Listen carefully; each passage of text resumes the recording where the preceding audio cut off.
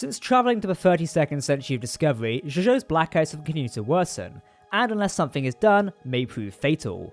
Meanwhile, as Discovery continues to learn more about the burn, the danger posed by the Emerald Chain to the fragile remains of the Federation continues to grow.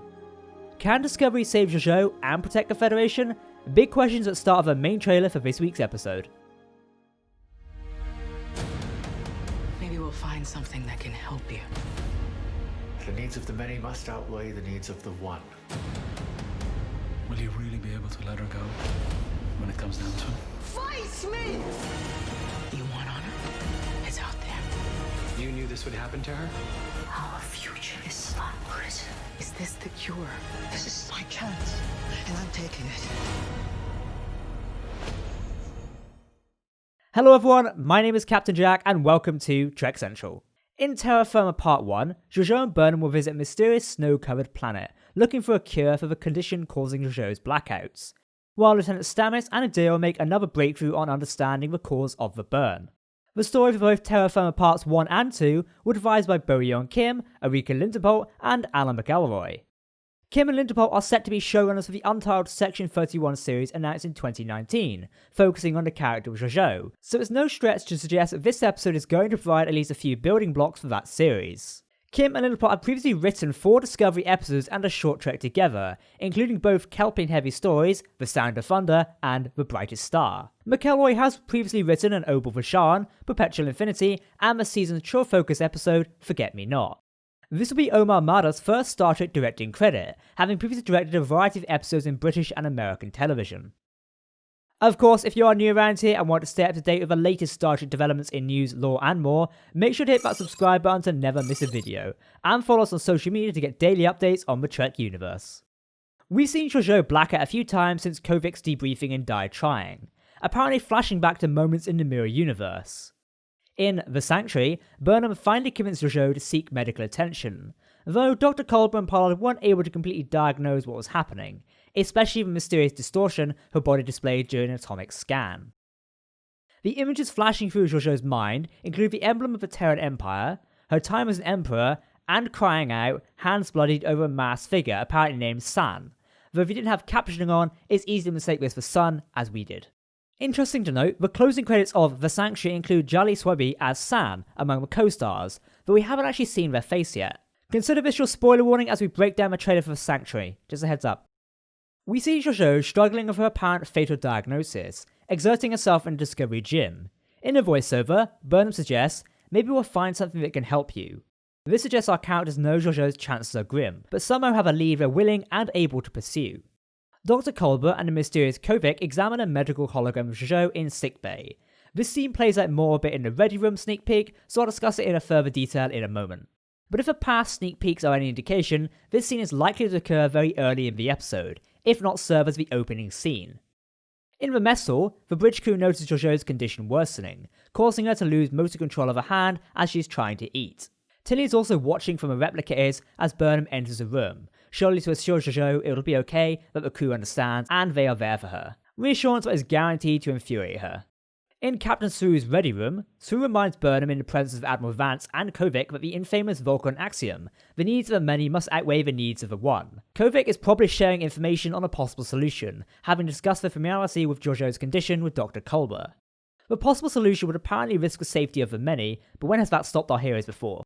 Georgiou's flashbacks as we've seen it before included the helmeted San plays again. It was suggested in the Discovery novel Die Standing that San was a close friend of Georgiou when she was young. The USS Discovery jumps to a planet, though not much surface detail is visible. Unlike rescuing Book from the scavenger planet Hanafu, this mission seems to be sanctioned at least enough to allow Discovery to get there. Back in Sue's ready room, Admiral Vance asks if Burnham or Sue would be able to let her go when it comes down to it. The trailer seems to frame this as Vance asking if Burnham would accept Georgiou's death, but it's more likely Vance is asking about letting Georgiou and or Burnham go somewhere that could put Discovery at risk, especially on some kind of principle. Could this be sending Burnham and Georgiou back into the Mirror Universe, back through time, or to the Mycelial plane where Culber was resurrected?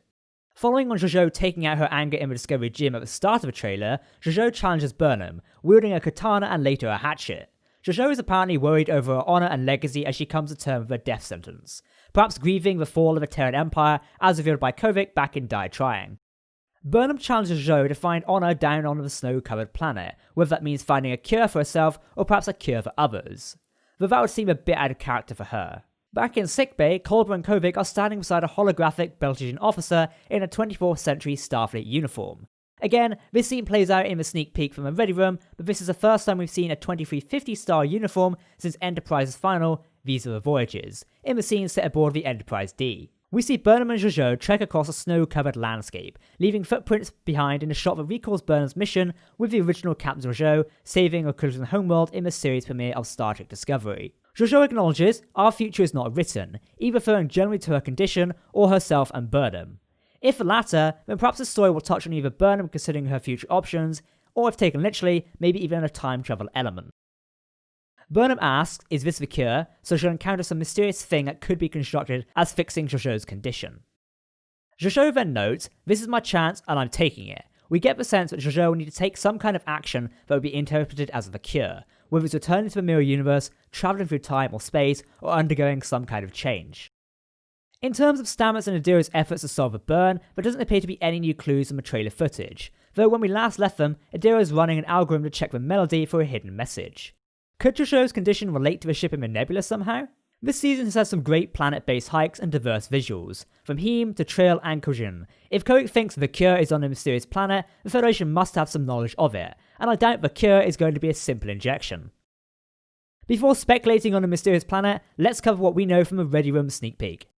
While we haven't heard his name on screen yet, Kovic, or Kovic, however you want to pronounce it, is apparently a well-informed Starfleet operative played by the Canadian director and screenwriter David Cronenberg. Kovic debriefed Georgiou in Dai Trying, and is now speaking with Dr. Culber in sickbay about her condition. Kovic notes that he could have saved Dr. Culber time if Culber had actually consulted him sooner, as a medical hologram of Georgiou materializes from her internal organs out. The Doctor uses holography for a similar purpose in Voyager's latent image. Kovic notes a cure to Georgiou's condition won't be found in sickbay or anywhere in this galaxy, bringing up a classified hologram of a Beta Legion Starfleet officer in a next-generation uniform used in seasons 1 and 2. This species, the Belgians, were introduced in Star Trek the Motion Picture, and reimagined for the modern era through Cosmotrat, the competing courier-chasing book in its season premiere. Some fans online have noticed some shots of the uniform feature Voyager-era comm badges, while CGI-corrected shots appear feature the next-generation-era comm badge. Both shots did not seem to show any rank insignia, however. Kovic identifies the officer as Lieutenant Commander Yor, deceased, time soldier, mentioning the lessons learned during the Temple Wars on the effects of weaponizing time.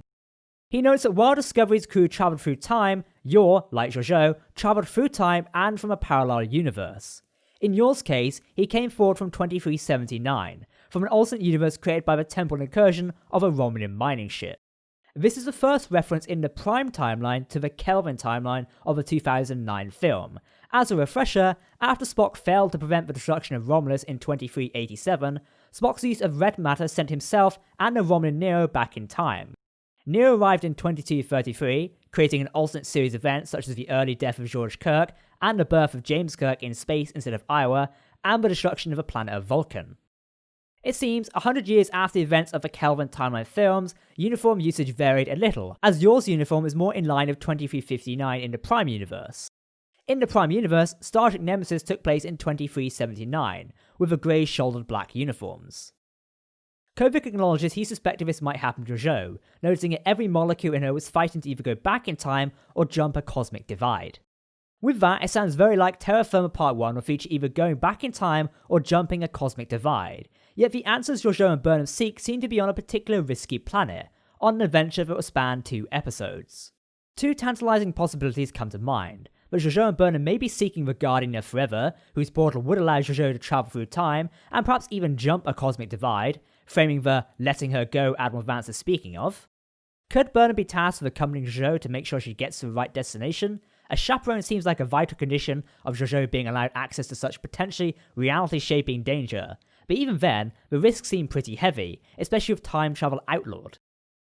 Even if Discovery does not go full the original series reference, some other time portal may be hiding on the planet. Agent Daniels referenced the use of time portals in Enterprise, though presumably they were dismantled following the Temporal Wars. Another cosmic divide jumping fan favourite could be the Iconian Gateways, introduced in the Next Generation's Contagion, and seen again in Deep Space Nine's To the Death. The Iconians were a race of conquerors 200,000 years ago, who used gateway technology to travel instantly across the galaxy. Storylines featuring Iconians have worked their way into the Pocket Books Deep Space Nine relaunch series and Star Trek Online. Whether through space, time, or universes, sending Georgiou through one of these portals would also set the stage for Burnham to protect some group from Georgiou's interference.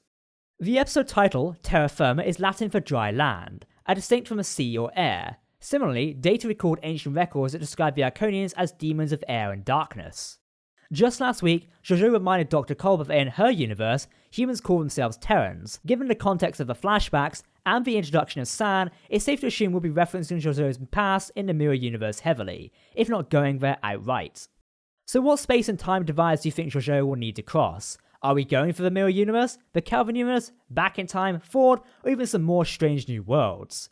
Terra Firma Part 1 will of course conclude with Terra Firma Part 2. Plan to come right back here to discuss theories and details based on our next trailer. Star Trek Discovery Season 3 airs weekly on Thursdays via CBS All Access and CTV Sci-Fi, then on Fridays via Crave and Netflix for international viewers. Tune in every Thursday here for our weekly Discovery review, as well as on Sundays at 9 PM GMT for our live show discussing everything from the previous week. If you want to keep up to date on all the latest Star Trek news, lore and more, then make sure to hit that subscribe button to never miss a video from myself and my team here at Trek Central. You can also follow us on social media or join our community Discord server. For now, I've been Captain Jack, thanks for watching and we'll see you next time. Live long and prosper, my friends.